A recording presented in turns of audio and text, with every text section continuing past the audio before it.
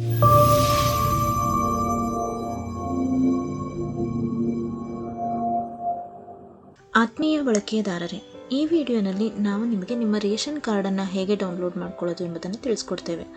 ಮೊದಲಿಗೆ ನಮ್ಮ ರೂರಲ್ ಸೇವಾ ಪೋರ್ಟಲ್ಗೆ ಲಾಗಿನ್ ಆಗಿ ಪ್ರಿಂಟ್ ಸರ್ವಿಸಸ್ನನ್ನು ಕ್ಲಿಕ್ ಮಾಡಿ, ರೇಷನ್ ಕಾರ್ಡ್ ಸರ್ವಿಸಸ್ನನ್ನು ಸೆಲೆಕ್ಟ್ ಮಾಡಿ, ರೇಷನ್ ಕಾರ್ಡ್ ಆಟೋಮೇಟೆಡ್ ಅನ್ನೋ ಆಪ್ಷನನ್ನು ಕ್ಲಿಕ್ ಮಾಡಬೇಕು.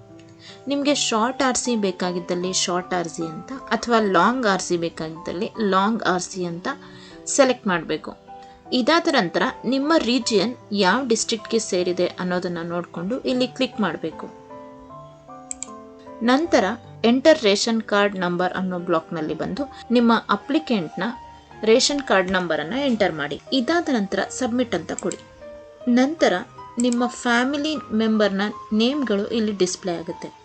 ನಿಮಗೆ ಯಾರ ನಂಬರ್ಗೆ OTP ಹೋಗಬೇಕಾಗಿರುತ್ತೋ ಅವರ ನೇಮನ್ನು ಇಲ್ಲಿ ಸೆಲೆಕ್ಟ್ ಮಾಡಿ.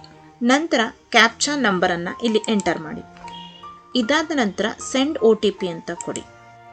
ನಂತರ OTP ನಂಬರನ್ನು ಇಲ್ಲಿ ಎಂಟರ್ ಮಾಡಿ.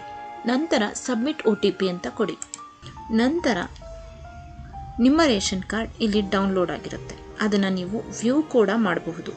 ಪ್ರಿಂಟ್ ಅನ್ನೋ ಆಪ್ಷನ್ ಕೆಳಗಡೆ ಬಂದು ಕ್ಲಿಕ್ ಮಾಡಿದ್ರೆ ನಿಮ್ಮ ರೇಷನ್ ಕಾರ್ಡ್ನ ವ್ಯೂ ಮಾಡಬಹುದು.